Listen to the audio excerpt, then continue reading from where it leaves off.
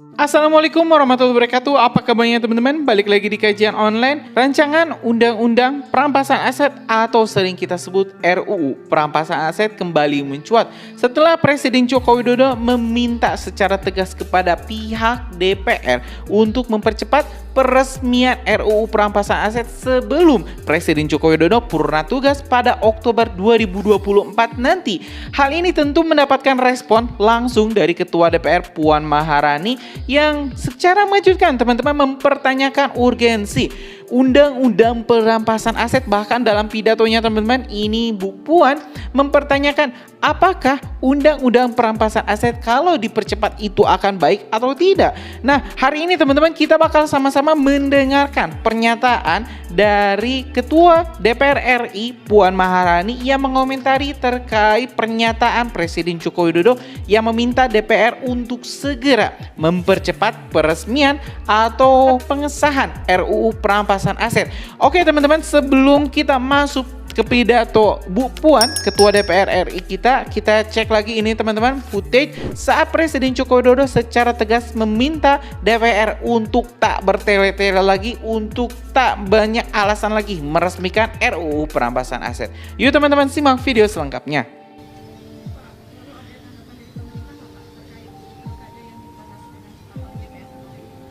Apa?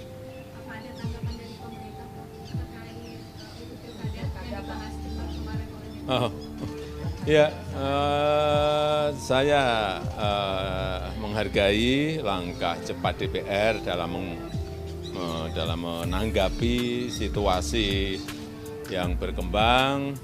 Respon yang cepat adalah hal yang baik, sangat baik, dan harapan itu juga bisa diterapkan untuk hal-hal yang lain juga yang mendesak, misalnya seperti rancangan undang-undang perampasan aset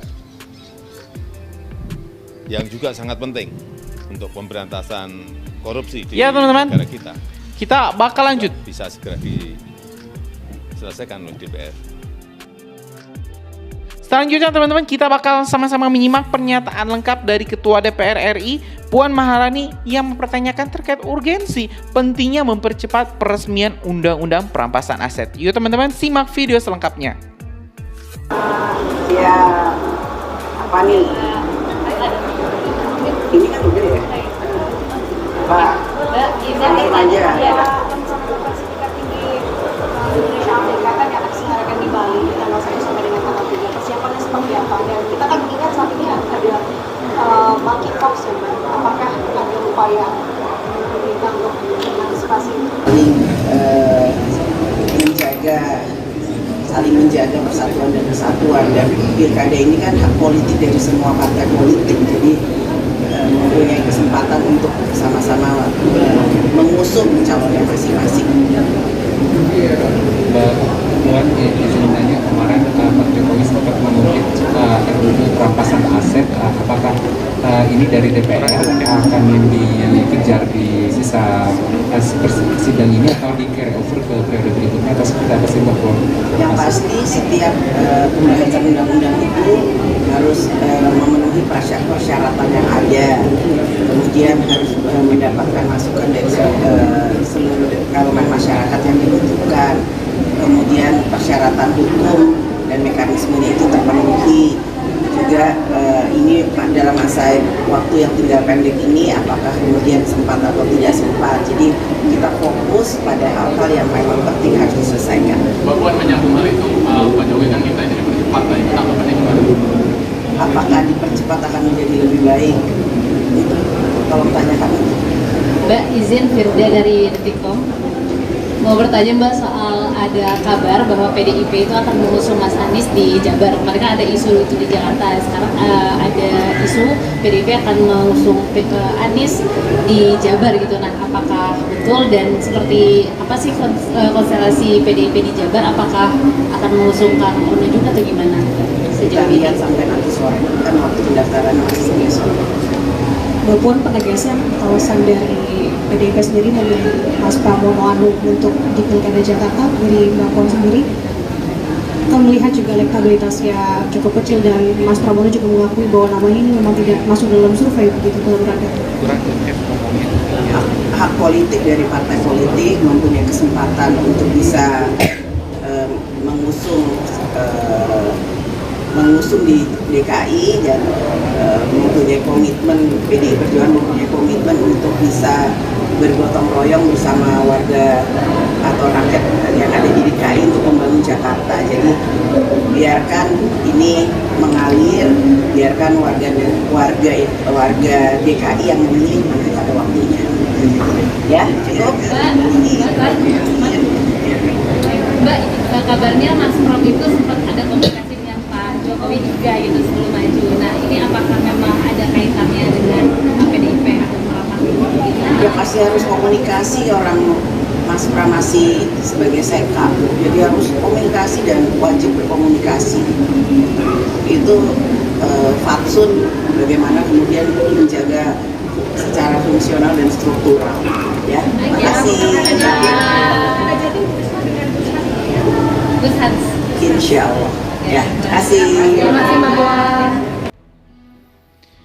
Ya teman-teman, barusan kita telah menyimak dua pernyataan dari elit-elit politik kita. Yang pertama dari Presiden Republik Indonesia, Bapak Joko Widodo. Yang kedua dari Ketua DPR Republik Indonesia, Ibu Puan Maharani, yang menanggapi terkait pernyataan satu sama lain. Kalau di sini Presiden Joko Widodo secara tegas teman-teman, meminta DPR untuk segera menyelesaikan rancangan undang-undang perampasan aset yang kita ketahui telah molor sejak 2019 teman-teman. Jadi kalau sekarang 2024, 5 tahun satu RUU nggak selesai-selesai. Kenapa? Alasan DPR memang kesannya itu nggak mementingkan RUU perampasan aset.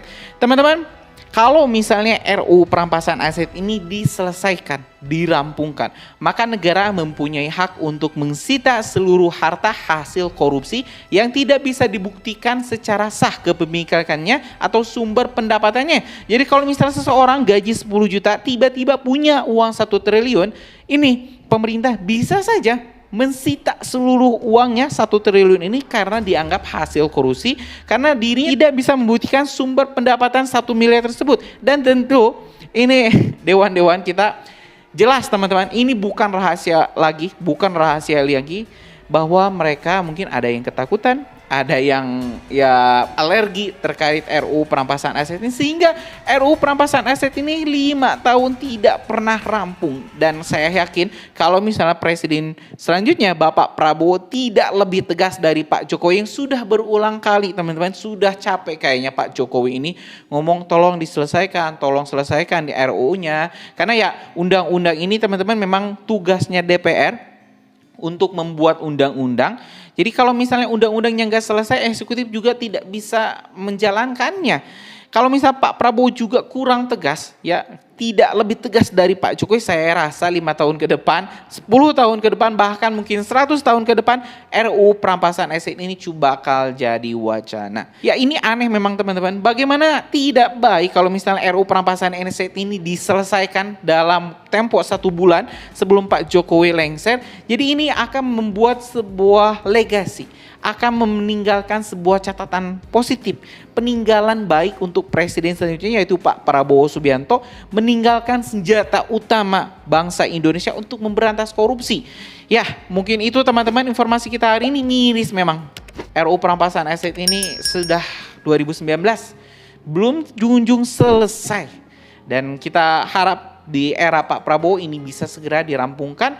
Mudah-mudahan nanti ketua DPR-nya bisa pro terhadap undang-undang perampasan aset ini. Terima kasih teman-teman telah menyaksikan video informasi dari Kajian Online. Kita bakal upload video menarik lainnya di Kajian Online. Yaitu subscribe dan nyalakan lonceng notifikasinya. Assalamualaikum warahmatullahi wabarakatuh.